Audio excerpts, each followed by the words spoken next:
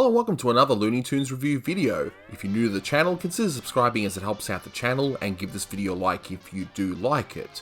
So this is a review for Hollywood Daffy, and joining me for this is my good friend Austin Kelly. Say hi. Hi, very glad to be here. I think this is one of the greatest Daffy cartoons to come out of the 40s. I think this is a classic.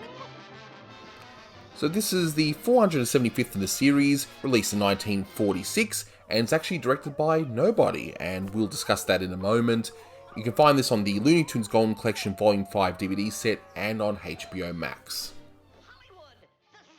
Now, in case you haven't seen this one, the story is very simple. You've got Daffy arriving in Hollywood wanting to meet the stars, and so he tries to sneak onto a movie set, but the security guard will not let him through. So he does what every other Looney Tunes character would do in that situation, and mess with the guard.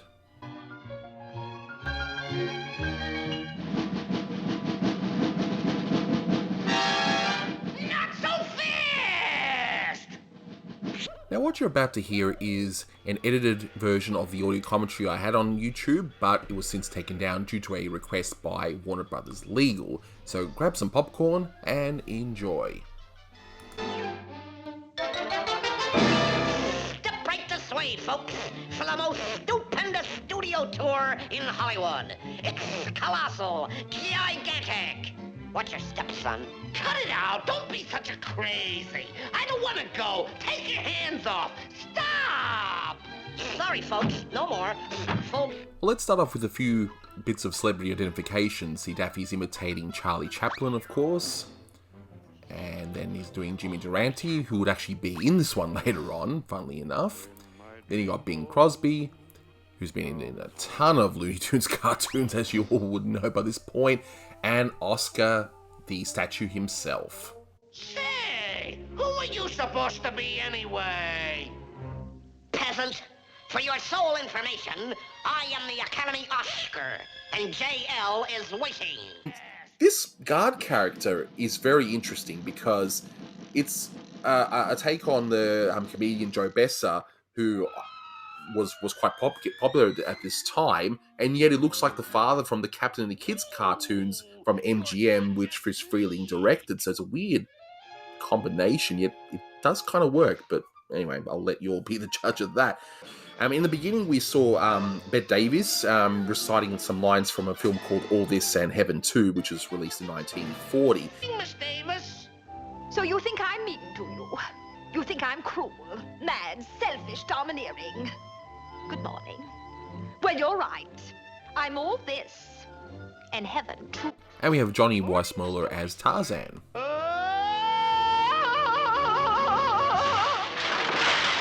We're going to see here some weird gags, and there was one that I didn't get for the longest time, and I was looking into it, and it's actually quite interesting, and it's to do with Ann Sheridan, and I'll point it out to you in just a second as we see this wonderful delivery of Joe Besser and all that. So Albert Costello, that's pretty obvious there, but Ann Sheridan, see, I didn't understand why on earth there was those bear traps, and Jimmy Durante you get because of the big schnoz, but okay, so Ann Sheridan was known as the quote-unquote the oomph girl. In fact, in an early Tex Avery cartoon, she was the one going oomph, oomph, oomph, And the reason was she was deemed as just the most attractive woman around this time, and she would receive like over 250 marriage proposals, and she was just pursued by men constantly. Yeah, so Ann Sheridan, of course, you can imagine her trying to keep all the men away. Hence the bear trap, so that's the reference there.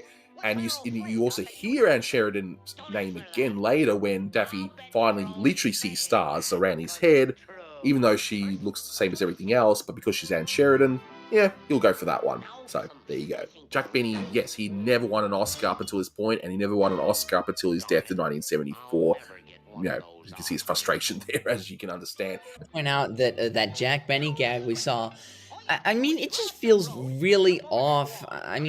Friz's timing and pacing is usually excellent, and I guess it's a side effect that, he didn't work on this one, that Pratt probably handled the timing that the gag felt so weird. Just, everything paused for 10 seconds for some weird pop culture reference. You know, I understand that people probably laughed at that and people probably got a big kick out of it.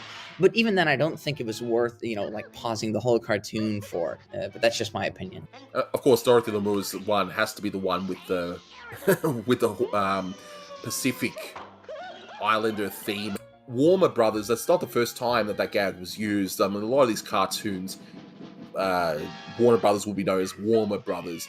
Now, some of you may have already noticed that there's actually no directing credit on this one, and it's long believed that this was actually a Friz Freleng short. However, Austin Kelly will explain why it's not. Friz Freleng did not direct this cartoon. Mike Maltese was going back and forth. He was writing stories for Chuck Jones. He was writing stories for Friz Freleng. And he couldn't work on the story for the next unit until he finished the one he did for the other. So he wrote Hollywood Daffy for Freleng's unit, and he was waiting to move on to the next one that he could do for Jones, but Freleng was holding him up because Freleng was absolutely refusing to make it. He thought it was an awful story. He thought it didn't fit him at all. He didn't want to work on it. I'm disappointed at Freleng's reaction. I feel like he should have or just could have worked with what he had and done the best with it. I mean, it feels like a decision that more like someone like Chuck Jones would have made, you know, because Jones had such a big ego and he thought so much of himself. You know, people often say that Friz was the original inspiration for Yosemite Sam with his temper and everything. And honestly, with the way Friz acted here, I can kind of start to believe that. But, you know, in any case, I'm kind of disappointed in the way he reacted. So just to get it moving through production, the bigwigs at Warner's gave the cartoon to Holly Pratt instead, who was Freleng's layout artist and was cleaning up, you know, Freleng's rough character layouts and was also doing background layouts at the time. So he was a very responsible guy.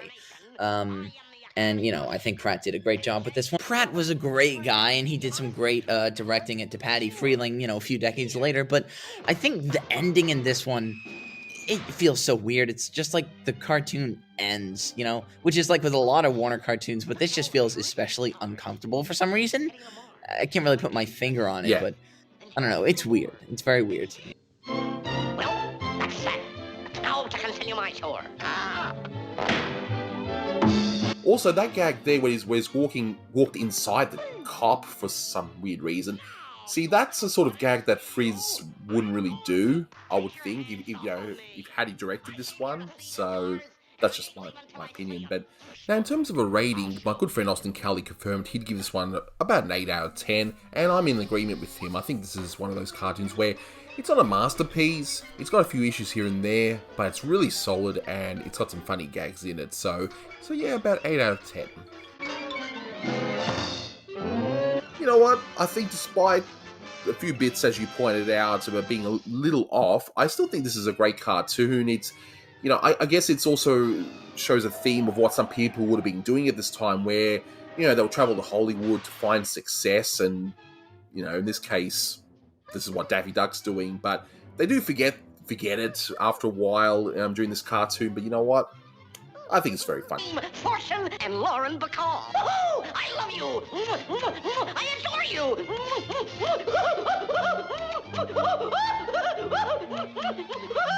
What are your final thoughts on this short? Oh, no, I definitely agree. I mean, you know, Pratt was definitely not as experienced as Freleng, and he definitely didn't understand timing as much as Freleng did, but I don't want to sell this one short. By any means, I don't want to sell this one short. I mean, there were a few scenes by Virgil Ross that I thought were excellently animated.